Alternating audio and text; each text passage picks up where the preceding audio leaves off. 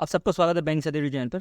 आज मैं आपको पूरा जो कंपाइलेशन है, जैसे कि गाइडली हो गया, अड्डा हो गया, अफेस क्लाउड हो गया, ऑलीबोर्ड है, ये सारा का सारा कोलैब करके मैं आपको एक पीडीएफ फॉर्म में ये आपको वीडियो प्रोवाइड कर रहा हूँ। और ये जो है आपको बहुत ज़्यादा अलग मिलेगा जो भी डिफरेंट टीचर्स जो वीडियोज़ बनाते हैं उनसे, क्योंकि जो डिफरेंट टीचर्स जो वीडियोज़ बनाते हैं उनमें जो कंटेंट होता है वो पैराग्राफ फॉर्म में होता है, लेकिन आपको जो यहाँ पे कंटेंट मिलेगा वो टेबल फॉर्म में मिलेगा।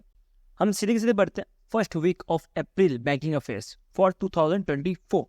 और ये जो है पहला है हेडलाइन, आरबीआई सेटअप कर रहा है डिजिटा क्या है, डिजिटल इंडिया ट्रस्ट एजेंसी। ये इंपॉर्टेंट है एग्जाम पॉइंट ऑफ व्यू से, इसको डेफिनेटली याद कर लेना।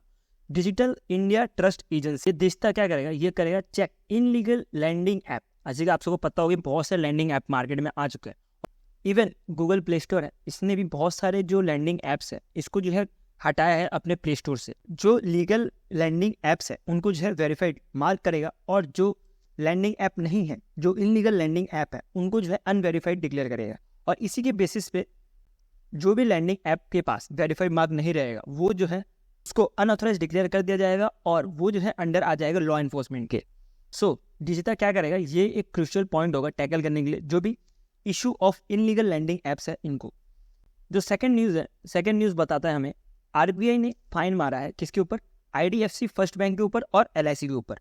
तो आईडीएफसी फर्स्ट बैंक के ऊपर जो फाइन मारा गया है वो 1 करोड़ का मारा गया है। और जो रीजन बता रहा है आरबीआई वो है कि लोन्स एंड एडवांसेस में नॉन कंप्लायंस है आईडीबीआई फर्स्ट बैंक का, जिसकी वजह से आरबीआई ने 1 करोड़ का फाइन मारा है। तो एग्जाम पॉइंट ऑफ व्यू से जो 1 करोड़ वाली वैल्यू है ना, ये बहुत इंपॉर्टेंट है। 1 करोड़ वाली वैल्यू याद रखना है। बाकी आप ये भी याद रख सकते हो कि लोन्स एंड एडवांसेस के लिए मारा गया है। नेक्स्ट एलआईसी के ऊपर मारा गया। एलआईसी के ऊपर कितना मारा गया, 49.70 लाख मारा गया। और ये एलआईसी हाउसिंग फाइनेंस लिमिटेड के ऊपर मारा गया, और ये भी जो है नॉन कंप्लायंस के ऊपर मारा गया। तो आपको इधर जो मोस्टली जो चीज़ें याद रखनी है, वैल्यू याद रखनी है, रादर देन ये जो किस वजह से मारा गया इतना इंपॉर्टेंट नहीं होता। मोस्टली एग्जाम पूछा था, वैल्यू पूछा था, तो आप जो है वैल्यू याद रखिए। नेक्स्ट जो न्यूज़ है ये बहुत ज़्यादा इंपॉर्टेंट है, और इवन ये एग्जाम में भी आ सकता है। ये इतना इंपॉर्टेंट क्यों है, क्योंकि प्राइम मिनिस्टर नरेंद्र मोदी जी ने जो आरबीआई के जो 90 साल है इसको मार्क करने के लिए ही आरबीआई एट 90 प्रोग्राम लॉन्च किया है। इसमें हमें जो ध्यान रखना है एग्जाम पॉइंट ऑफ व्यू से वो है आरबीआई एट 90। आरबीआई एट 90 जैसे कि मैंने बताया कि 90 साल पूरे हो गए हैं। तो आरबीआई कब लॉन्च हुआ था, कब स्टैब्लिश हुआ था, वो डेट याद रखना है हमें, 1 अप्रैल 1935। तो इसमें एक क्वेश्चन राइज हो सकता है कि आरबीआई ने 90 साल पूरे कब किए। तो इसका आंसर आपको यहीं पे मिल जाएगा, 1 अप्रैल 2024 को जो है आरबीआई ने 90 साल पूरे कर दिए हैं। क्योंकि जो आरबीआई पहली बार स्टैब्लिश हुआ था, जैसे कि मैंने आपको पहले बताया कि 1 अप्रैल 1935 में, ये इंपॉर्टेंट डेट है। और ये जो है हुआ था recommendation of Milton young commission के द्वारा किया गया था। और इधर एक और पॉइंट बहुत ज़्यादा इंपॉर्टेंट है कि गवर्नमेंट ने एक स्पेशल 90 रुपीज़ का कॉइन भी लॉन्च किया गया है, the programme of RBI 90। Exam पूछा सकता है कि विच ऑफ द फॉलोइंग, इसमें से कौन सा जो है आरबीआई 90 का प्रोग्राम है। उसमें दे सकता है आरबीआई @90, आरबीआई #90, आरबीआई $90, ऐसा कुछ भी करके ऑप्शन दे सकते हैं। तो आपको याद रखना है कि आरबीआई 90। सेकंड जो याद रखना है कि आरबीआई जो 90 साल पूरे किए गए हैं वो किए गए हैं अप्रैल 1, 2024 को। और आरबीआई जो स्टैब्लिश हुआ था वो कब स्टैब्लिश हुआ था, 1 अप्रैल 1935। और एक स्पेशल कॉइन भी लॉन्च किया गया by the government for completing the RBI of 90 years. Next news में चलते हैं। हमारा आरबीआई के न्यूज़ खत्म हो गया। अब जो ये न्यूज़ आता है ये सेबी की तरफ से आ रहा है। आपने पहले भी ये स्कोर के बारे में सुना होगा। तो ये जो है सेबी ने लॉन्च किया स्कोर 2.0 और ज़्यादा स्ट्रेंथ करने के लिए। स्कोर जो है पहली बार लॉन्च किया गया था 2023 में, और 2024 में जो है स्कोर 2.0 लॉन्च किया गया है। और स्कोर का जो इंपॉर्टेंट थिंग है, इवन मैं आपको बताना चाहूँगा ये एग्जाम में क्वेश्चन भी आया था। आई थिंक ये आईपीएस पीओ में क्वेश्चन आया था या आरआरबी पीओ के केस में आया था। स्कोर के बारे में पूछा गया था सेबी का, मुझे एक्जैक्ट याद नहीं है, लेकिन पिछले बार एग्जाम में जरूर आया था स्कोर के बारे में। तो ये स्कोर 2.0 लॉन्च किया गया। आपको इसमें क्या ध्यान रखना है कि स्कोर का जो फुल फॉर्म है वो याद रखना है। स्कोर का फुल फॉर्म क्या है, स्ट्रेंथन कंप्लेंट रेजिडेंशियल सिस्टम। जैसे कि इसका फुल फॉर्म से पता लग रहा है ये एक रेजिडेंशियल सिस्टम होने वाला है जो कि लोगों की कंप्लेंट सुनेगा और उसको सॉल्व करेगा। जैसे कि आप इधर नोट में भी देख सकते हो, जैसे कि मैं इसमें लिखा हुआ है साफ साफ, score is an online system where investor in security market can log their complaint. वो अपना कंप्लेंट लिख सकते हैं यूआरएल या ऐप के थ्रू जाके। तो स्कोर जो है ये इनिशिएटिव ये बताता है कि अगर आपको कोई भी प्रॉब्लम है इन्वेस्टमेंट में तो आप जो है लॉक कर सकते हो कंप्लेन, और वो जो कंप्लेन है उसको सॉल्व किया जाएगा 21 calendar days from the complain receive.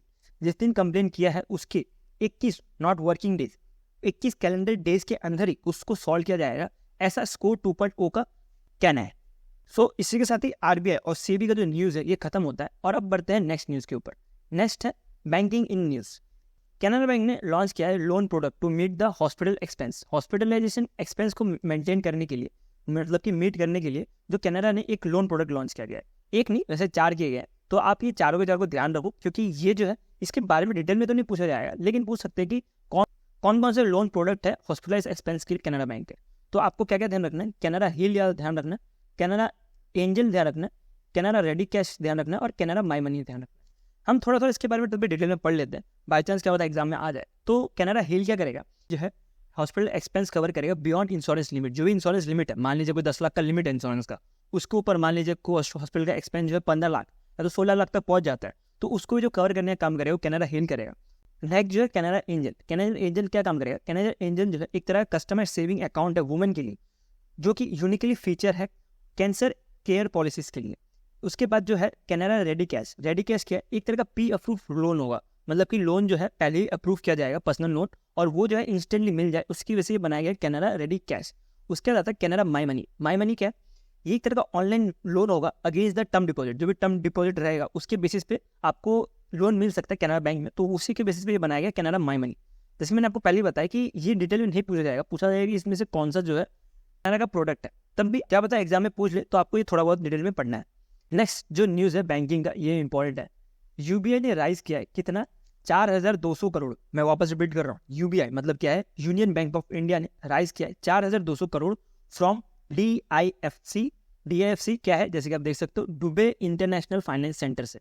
Dubey international finance centre से टोटल 4200 करोड़ रुपए जो है यूनियन बैंक ऑफ इंडिया ने राइज किया है टू फंड ओवरसीज बिजनेस। जो भी ओवरसीज के बिजनेस है, जैसे कि यूनियन बैंक ऑफ इंडिया के कोई ओवरसीज में ब्रांच है या तो फॉरेन में कुछ बिजनेस करता है, तो उसके लिए टोटल 4,200 करोड़ रुपए जो है फॉरेन मार्केट से उठाया है। और ये जो है अगर आप USD मतलब कि यूनाइटेड स्टेट डॉलर के हिसाब से देखो तो 500 मिलियन होता है। तो ये 500 मिलियन याद रखना है और ऊपर से हमें 4200 करोड़ रुपए भी याद रखना है। नेक्स्ट चलते हैं Jammu and Kashmir bank. Jammu and Kashmir bank ने पार्टनर किया किसके साथ, पेमार्ट। ये इंपॉर्टेंट, ठीक है, ये क्वेश्चन बन सकता है।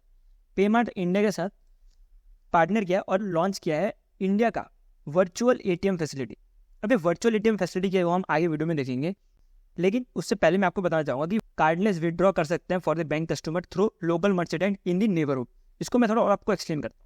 जैसे कि मान लो ये कोई एक बंदा है, ठीक है, बंदा कहीं एक रिमोट प्लेस में चला गया। रिमोट प्लेस जैसे कि मान लीजिए अरुणाचल प्रदेश में चला गया, जहाँ पे कोई बैंक की सुविधा नहीं है, ना ही उधर कोई ATM है, लेकिन जो पेमार्ट ऑथराइज शॉप है, कोई ना कोई पेमार्ट ऑथराइज शॉप है जो कि अरुणाचल प्रदेश में है, और ये जो है पर्सन क्या कर सकता है, उस शॉप में जा सकता है और उस शॉप ओनर को बोल सकता है कि मुझे कैश की नीड है और आप मुझे कैश दे दो। तो वो शॉपकीपर क्या बोलेगा कि आप मुझे OTP दे दो, मैं आपको कैश दे दूंगा। तो ये जो पर्सन है ये क्या करेगा, बैंक को रिक्वेस्ट करेगा, क्या OTP रिक्वेस्ट करेगा, और बैंक जो है उसके बेसिस पे इस बंदे को जो है OTP ट्रांसफर कर देंगे। और ये ट्रांसफर होते ही बंदा जो है उस शॉपकीपर को वो OTP बता देगा, और वो शॉपकीपर वेरीफाई करने के बाद जो भी कैश है वो उस पर्सन को दे देगा, जिसकी वजह से जो पर्सन है विदाउट हैविंग एनी ATM और डेबिट कार्ड, वो जो है आराम से वर्चुअल ATM के थ्रू कोई भी ऑथोराइज शॉप से कैश निकाल सकता है। नेक्स्ट न्यूज़ के ऊपर चलते हैं। नेक्स्ट न्यूज़ है इंश्योरेंस इन न्यूज़। जो भी इंश्योरेंस वाले न्यूज़ है मैंने आपको स्टार्ट कर दिया। IRDAI ने अनाउंस किया है final rule all surrender value from AI date important, ठीक है, 1 अप्रैल 2024 से जो भी सरेंडर करेगा प्रीमियम उसको कितना % जो है पे करना पड़ेगा, उसके जो डिफरेंट स्लैब बना के रखे हैं। मैं जो एग्जाम पॉइंट ऑफ व्यू से इंपॉर्टेंट याद रखना है वो है कि इसका डेट कब से, 1 अप्रैल 2024 याद रखना। फाइनेंशियल ईयर जब स्टार्ट होता है तब से सिलेंडर का जो है insurance regulatory development authority of India ने चेंज कर दिया। और आप इसका स्लैब भी देख सकते हो, ये 30% of the total premium paid if cylinder during 2 years। क्या हो इसका मतलब, इसका मतलब मैं आपको थोड़ा एग्जाम्पल के थ्रू समझाता हूँ। मान लीजिए कोई एक बंदा है जो कि 1 लाख रुपए जो है प्रीमियम पे करता है हर साल, उसने 2 साल तक पे किया और उसके बाद उसने वो उसका पैसा निकाल लिया, मतलब 2 साल तक पे किया तो उसका टोटल कितने हो गए, 2 लाख रुपए। और मतलब 2 लाख रुपए का उसको सिर्फ 30% ऑफ द जो प्रीमियम उसने पेड किया वही मिलेगा, मतलब कि 60,000 रुपये उसको मिलेगा, बाकी जो पैसा है वो इंश्योरेंस कंपनी पे जाएगा।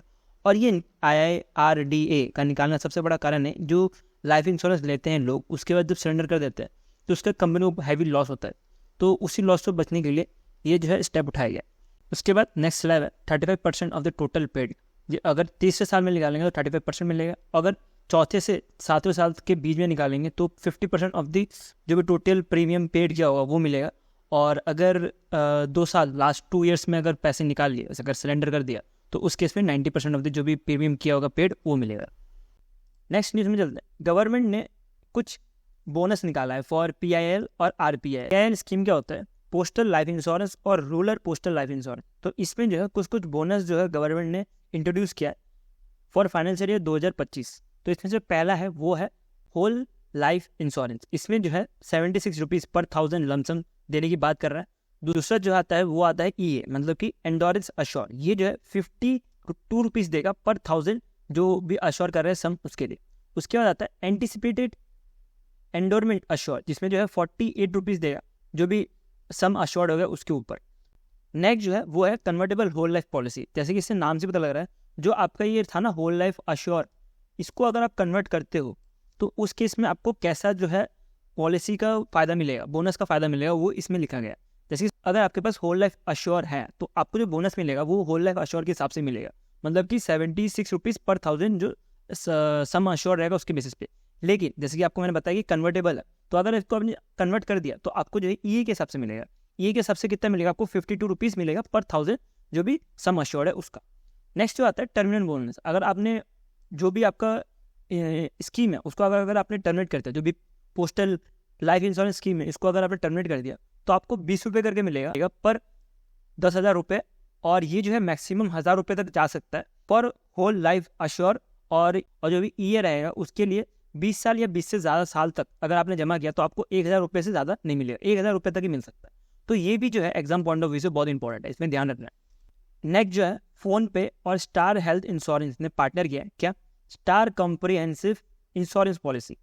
ये इंपॉर्टेंट है, ठीक है। Star comprehensive insurance policy exam में पूछने के लिए क्वेश्चन कम है, लेकिन तभी थोड़ा ध्यान रखना है, इसमें इंपॉर्टेंट। तो इसमें जो क्या करेगा, फ़ोन पे ऐप के थ्रू आपको कवरेज मिलेगा कितना? 1 करोड़ तक। इसको ध्यान रखना है, इतना एग्जाम पॉइंट ऑफ व्यू से इंपॉर्टेंट नहीं है, ये थोड़ा कम पढ़ोगे तब भी चलेगा। नेक्स्ट जो आपको न्यूज़ मिलेंगे वो इतने इंपॉर्टेंट नहीं है, इसके लिए मैंने इसमें डिटेल जो है ऐड नहीं करके रखे हैं। इसमें मैंने आपको सीधा बता दिया है कि जो हेडलाइन है वो पढ़ लो बस। क्या क्या है? L&T फाइनेंस होल्डिंग ने अपना नाम चेंज करके L&T फाइनेंस लिमिटेड रख दिया, मतलब होल्डिंग को चेंज करके क्या कर दिया था? लिमिटेड कर दिया। ये इंपॉर्टेंट है। दूसरा जो है ये इंपॉर्टेंट है एग्जाम पॉइंट ऑफ व्यू, इसमें सीधा क्वेश्चन बन सकता है, तो ये ध्यान रखना है।